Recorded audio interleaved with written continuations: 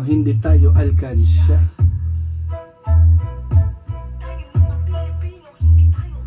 Kamusta na?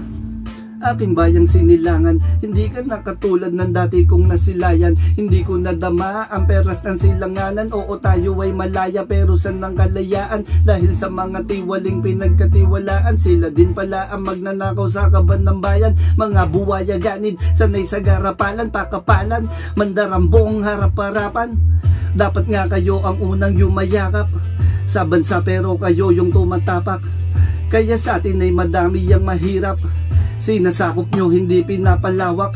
Matataba bulsa, katiting ang utak. Mga pangako na, napako na ng tuluyan mulat. Nanalo na o talo ka kasi napangakuan pero di mo kasalanan. Magtiwala sa gahaman, nilubog na sa utang tapos lunod pa sa baha.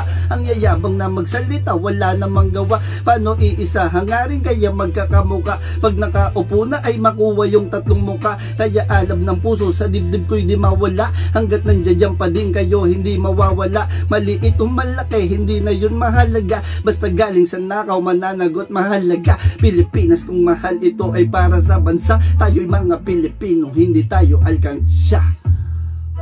Yeah, tayo'y mga Pilipino, hindi tayo alkansya.